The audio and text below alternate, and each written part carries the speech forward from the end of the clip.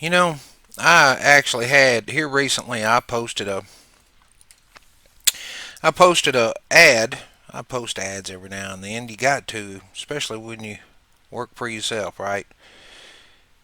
Every now and then I post ads, and I'm all the time chiming on the fact that I still do everything the old way. That I haven't used AI for anything, and I still do everything by hand, right? Well, one of the groups I posted in, there was this guy that come in there and said, "No, you're using AI. There's no way you're hand doing those." And I was kind of taken back because I don't think I've ever been accused of me. Uh, I don't think I've ever been accused of my work being AI. Right? It was pretty. It was pretty shocking. Pretty shocking. But so I fortunately I had some old clients that kind of chimed in behind me on that, because I told the guy, I said, "Man, you can believe what you want, but I know I'm telling the truth." And then I had several. I think it was two. I say several. Two different old clients chimed in to kind of back me up there and say, "Yeah, man, we've printed his stuff and it's all hand done. He's legit." And that felt good, but man, I tell you, it was strange having my work accused of being AI work when, I mean, it's pretty obvious that it's not. I mean, that's part of the reason why I'm sketching while I'm talking right here, so I can prove to people that I'm not just saying it. I really am capable of doing what I say I'm capable of. Now, I'm not saying I'm no Da Vinci, but I'm not telling somebody I'm something I'm not. And that there's a lot of folks that can't say that same thing these days. I've seen a lot of them that have started started using started using AI, even if it's just for ideas and stuff. And it's because, oh well, we can't compete, man. We gotta get with the times. And I'm thinking, yeah, okay, you say that, but eventually, all your work's gonna go away just like mine has, and then you'll be going, yeah, I guess he was right. Well, yeah, exactly. It's because I'm not speaking from a point of just frustration. I'm speaking from a point of education. I looked into it years ago, man. But to have my own illustrations accused of being AI, that was pretty wild. I don't think I've ever had that happen, and I don't know if it ever will again. But it was pretty wild. It was pretty wild because I was like, really, you're accusing me of using AI? Really, me? Okay, cool. That's if that's what you wanna. That's what you want to say. I mean, it's a free country, man. I can't tell somebody what to think. They can think what they want. Uh, but this day and age, there's a big question about what's really true and what's not. And when it comes to the work that I do and what I do, I want to be the dude that they say, "Oh yeah, he's the real deal."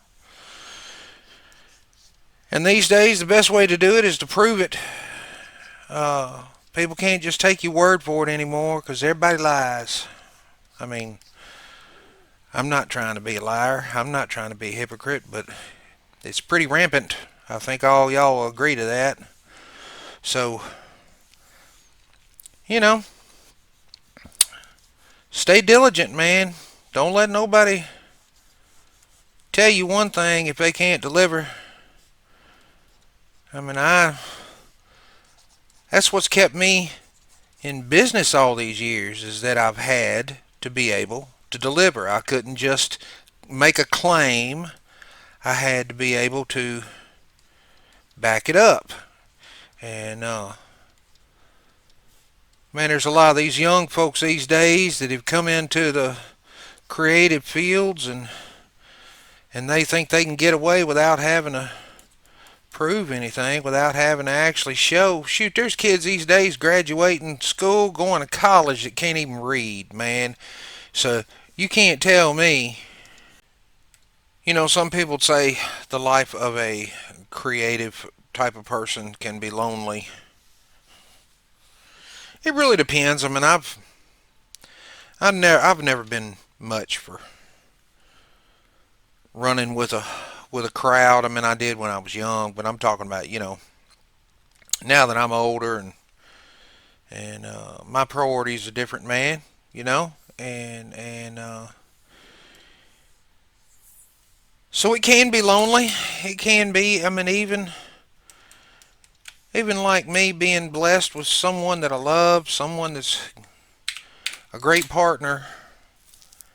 There's only so much that they can understand about what you struggle with if you're a creative person.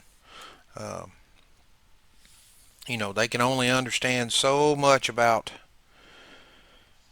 artist block and struggling to do work that's different than other people, and making enough of a name for yourself that you stay busy, but trying not to become too egotistical about it, because then everybody don't like you. You gotta, there's a moderation, right? Well, it does become kind of lonely. It does, and it's mainly because you're the only one inside your head, you know. And as much as these other people might genuinely care, there's a lot of people that say they care and they don't, right? But as much as other people that genuinely care would like to be assist you when it comes to the hard things about being creative, those things are all, they're all in your mind. They're all inside of you. So it's hard for you to really lay them on someone else or get someone else to help you too much, right? So it can be lonely. It can. But that's part of the price you pay, man. You pay a price for this life, just like with any other type of life. There's a price you pay. And part of the price you pay when you are a creative person, and a lot of what you do has to begin with what's in your mind. Um, it's going to feel lonely a lot of times because people aren't going to be able to relate. And you just got to suck it up. Just got to suck it up. Because life's hard, man. And even somebody that gets to sit here and draw all the time, people think, oh, ain't that great? Ain't that cool? Oh, yeah, I'm blessed in a lot of ways. Because I've done other jobs and I know what those are like. But I tell you, just like with other jobs, there's a price to pay here. There's a price to pay to be good. There's a price to pay, and a lot of times people ain't willing to pay that price. A lot of times, or either that, or they don't realize what that is, and their lives suffer, or their marriage suffers, or their health suffers, or and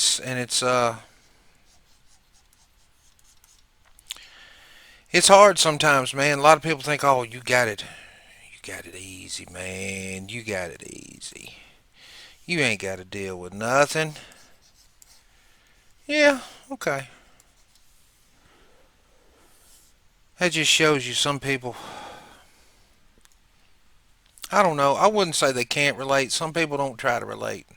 Most people, if you look at things the right way, and I say this because I try to practice this. I'm no saint. I'm no perfect person here. But man, if you just take yourself out of your own situation and try to put it in someone else's, especially when it comes to their occupation or the kind of life they have to live, uh, you'll you'll begin to see other people a little differently. Not all the time, but it can happen, and you know that's a good thing. That's a good thing. Helps us not be so closed in our own little world and unable to relate to people. That's one of the problems that artists have. Some of them are social. I used to be social. Shoot, I used to be Mr. Social. I was singing in a rock band, man. I wanted to go out and party. And then I realized, hey man, this ain't what life's about. And got my act together. Got my act together, and I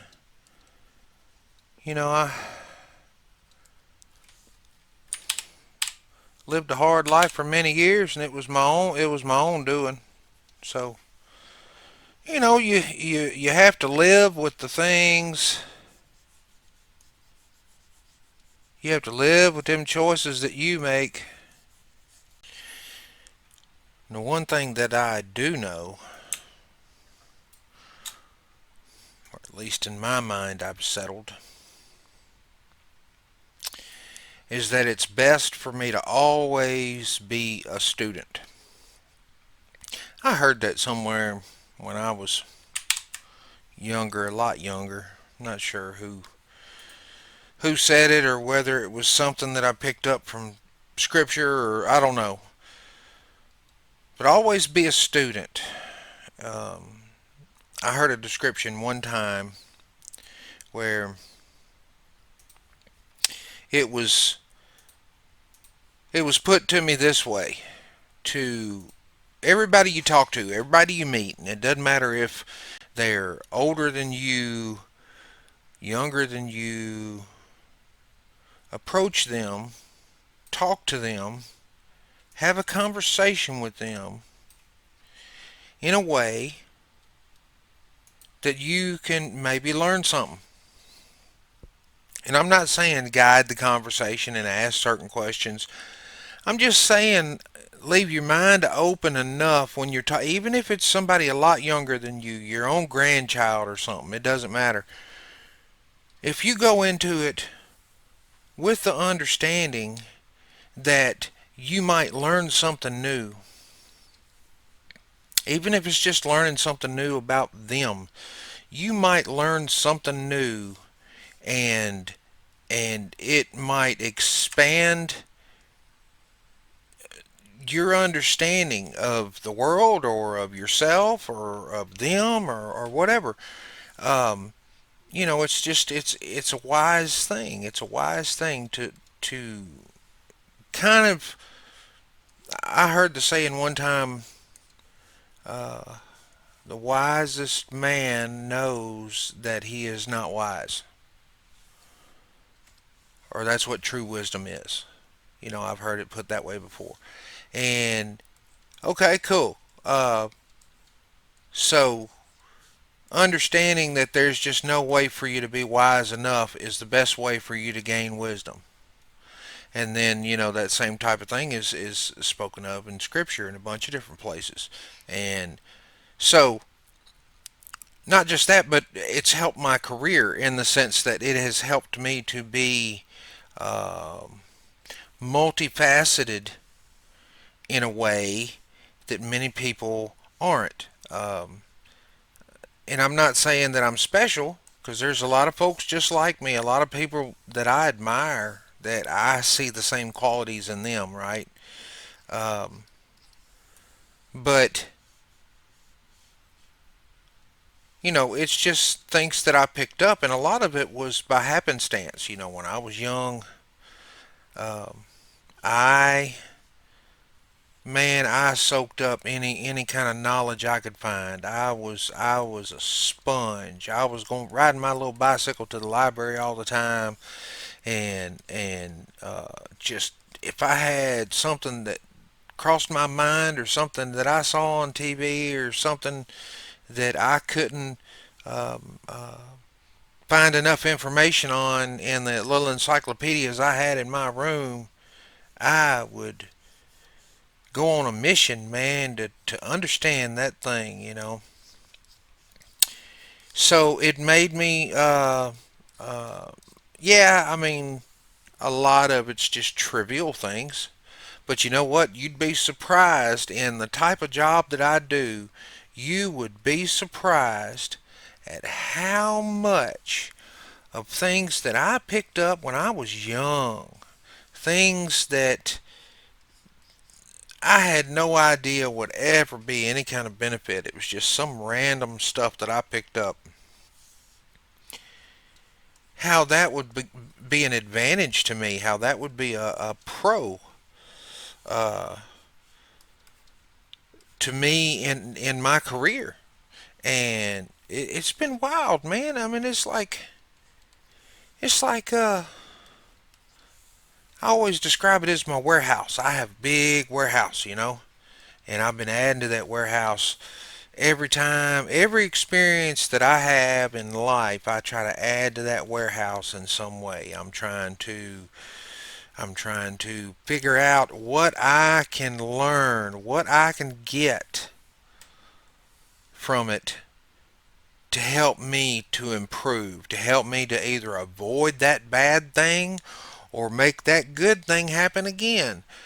I've always been very analytical. So it helps. It helps in this type of job because then you have a lot of different inspirations, a lot of different things that you have picked up over the years that you filed away, times gone past, and then there came that one time that it was useful and you were happy that you knew that thing or you could recall that thing, and it made you feel like you weren't dumb. Makes you feel like you are intelligent enough to figure out a solution to a problem. So, yeah, it's good stuff, man. Always be a student. One reason so many people are embracing the AI stuff is out of laziness. And I'm a child of convenience, okay? I'm not immune to it, right? But there comes a point when you're letting too much of your life be simplified. Oh, my Lord, you actually have to tie your own shoes. You can't just step over there and the shoe wraps itself around you itself, right? Oh, it's no, man. You gotta have a car that opens the door for you when you just walk up to it. Well, isn't that just fancy, right? But it's instead of embracing the hardship, it's looked upon as weakness. Oh man, you gotta struggle to come up with an idea. Man, all I gotta do is tell this thing here and abracadabra, alakazam, and it's instant. It's and see, oh, I did it. See, I'm just as good as you. No, no, no, no. You're cheating. You're cheating. Call it what it is. It's instead of embracing hardship, instead of saying, look, man, things being hard to do is the price you pay to be good, the price you pay to have a career, the price you pay to make a life out of it. Instead of that, instead of that, it's wanting it to be wanting it to be given given to someone. One of the things I think that attracts a lot of people to a creative type of career is the idea of trying new things, and I have to say that that is one of the things that keeps it from being a boring life. There's always something new. There's always something new for you to try to discover, even if it's not something brand new for humankind, even if it's something that's only new to you, right? Something you've never tried or something you just for the first time saw or whatever. I think that I think that's part of the appeal, and I think it should be. I do. But it's not so much the romanticized portion of it. It's also it's part of what keeps you going with that inspiration. I mean, you gotta, people have asked that question before about,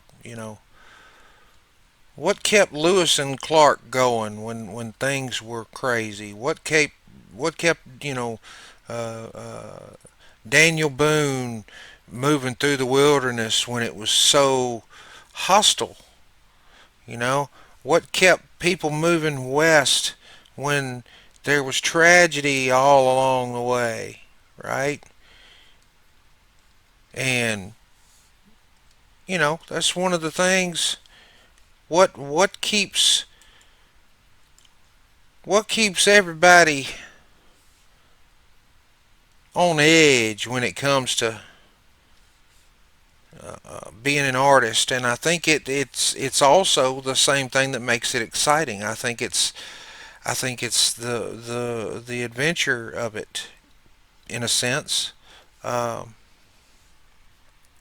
Man, it's you know a lot of people get get all these lights and glamour and fame and fortune in their mind when they think of an artist of some kind. Not even just a famous painter or whatever. Even if it's just a musician or a writer or whatever.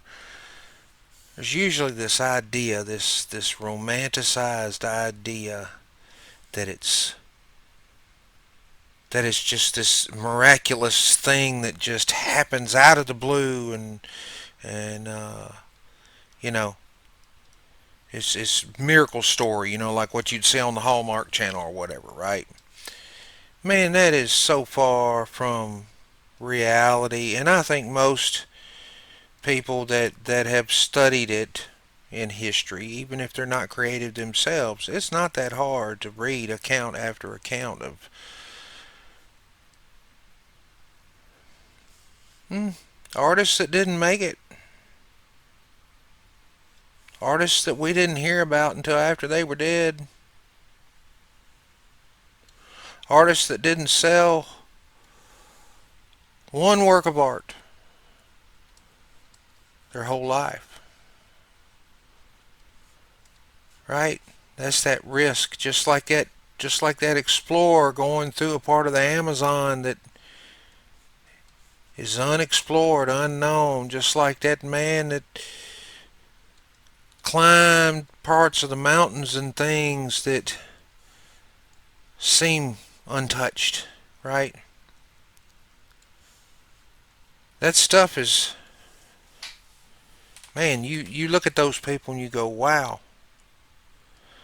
Well, that same type of thing happens in the arts. It does. A lot of times that's what keeps people going, is that excitement. Me,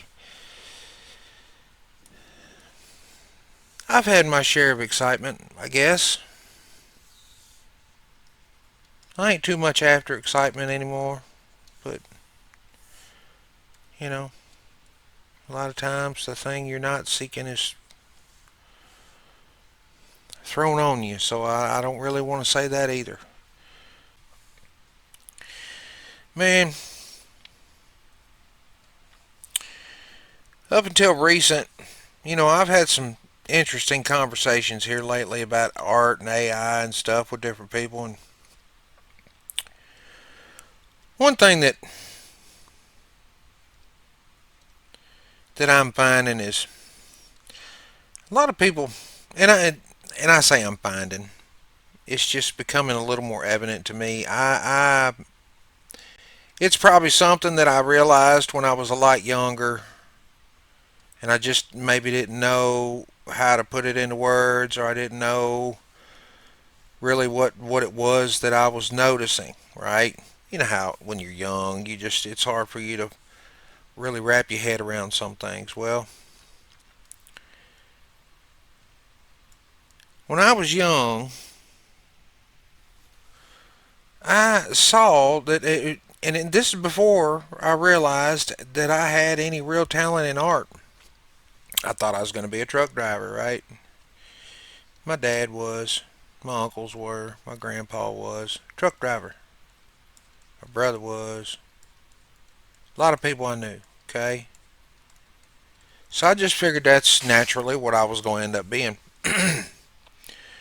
So I didn't really think much about art or painters or whatever, right? This is before I really discovered that I had any kind of talent. So, up until then, all I ever knew about artists and all I ever understood about artists, because I was young, was they were inside all the time, and they run with rich crowds, and they were um, a little weird, and they were just not like everybody else, right? Not, I wouldn't say too liberal or too lax or too any of that. It was more about the kind of crowds you ran in. You didn't run in the same crowds as I grew up in. You know what I'm saying? I mean, I ran around with people that rode their bicycles on the dirt trails. You know, I ran around with people that threw dirt clods at each other, hung out in the woods, went hunting and fishing. Man, that was my crowd, right? So when I started learning that I had a talent in art, I didn't really know what to think about it because I had this preconceived notion of what kind of people were good at art, right? But I did learn something very valuable over the years, and it's because of all the different artists that I have worked with and for and under, and had other artists working under me, and just different people I've been in contact with, and this is my advice to most artists: get outside.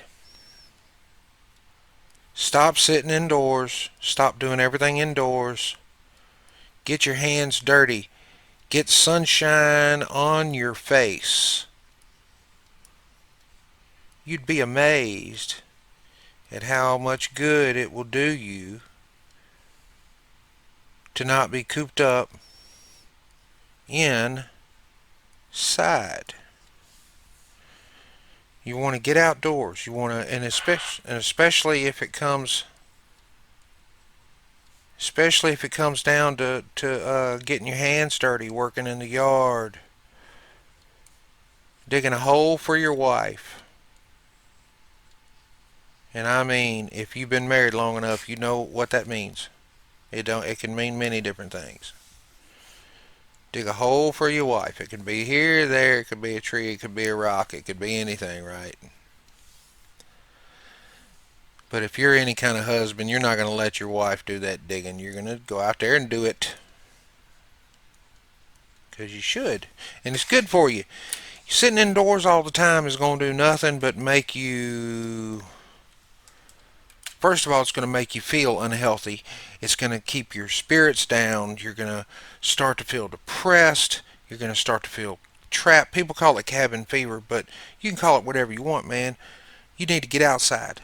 If you're an artist, don't sit at that desk all day long. Don't sit indoors all day long. Get outside. Even if you make a point to get outside when you take a lunch break for whoever you're working for, or you make a point to get outside in the morning before you get your day started or whatever. Sometime outside. Do it. It'll do you good. Now, one of the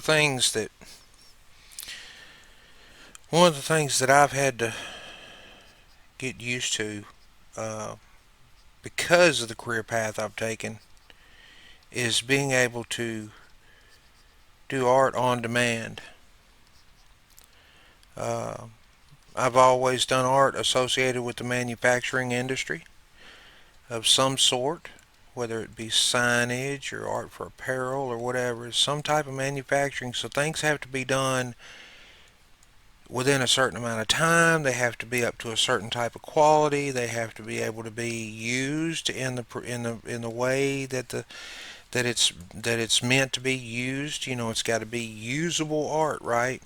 Can't just be made. It's got to be made and work. So that's one of the things that has been a real I don't know. It's made my career fairly unique in the sense that a lot of times I'm not creating art to please myself and then seeing if someone wants to buy it, like many artists. Most of the time, I am doing things on commission. I am being requested to do this certain thing or that certain thing, or that I need a design for this, or I need something cool for that, and I'm like, right on, and I get after it, right? Well, that's part of what has given me. Somebody recently commented on one of my videos about. He said something to the effect of you do everything very deliberately and he said quickly, but I think he meant more like with I don't mess around. I just get after it. And I think what he noticed is that I've picked up from working in a manufacturing industry for so long. Uh, I just you can't. A lot of artists go back and forth. They'll start a project and they'll go back and they'll start it and they'll go back and they'll start it and they'll go back and don't get me wrong, I have my share of projects that I have not finished yet. Uh, but uh, I don't have a problem starting things. I mean, I usually have a pretty good idea of where I'm going with something. It's just me getting things. Many times I underestimate the amount of time it's going to take me.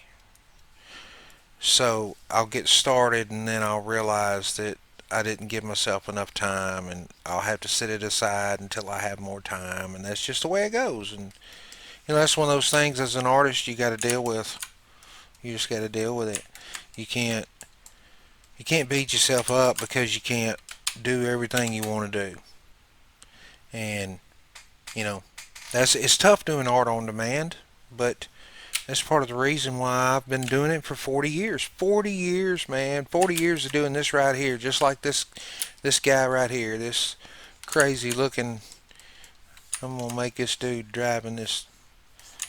I'm gonna make this dude driving this diesel truck, man, and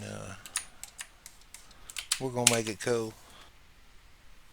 One of the things I was just talking about, being able to make art that works, for a production environment.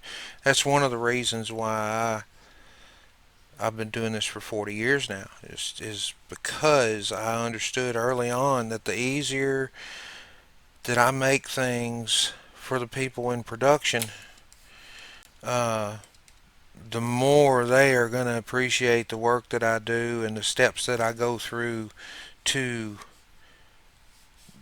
make it easy on them.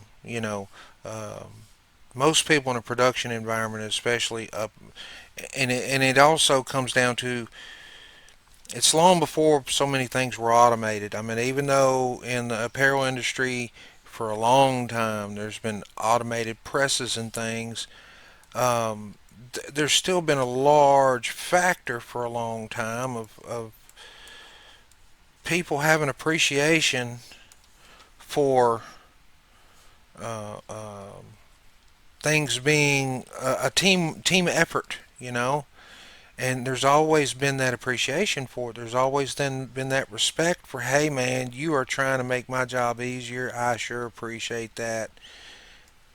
And then when the production end of it started being automated, is when it really started changing, and people started not caring so much about all these little things you do as a production artist to try to give them art that works without being a problem, right? And that's one of the things that kept me employed. So that all started changing. Oh, I don't know. I'd say 5 or 6 years ago. I mean, for the first 10 years or so, maybe less. Uh, my things that I do for people that are in the production end of what's using what I make, there was an appreciation for it. So I had work. I had a lot of work, and then as people started, as that started not being such a factor, and people started being able to just take just about anything and reproduce it, then what I was doing started losing value. You know, and I'm just saying it from a. It's not really from a point of being upset about it per se, uh, because it's just kind of the way things, how I knew that that's what would happen, right? So it wasn't a surprise. I just hate that, you know, the skills that I've developed uh, lost value to a lot of people. Now, I still somehow, thank you Lord, I still find a good bit of clientele that still value all the things that I do, and thank you Lord for that. And I thank them for their work.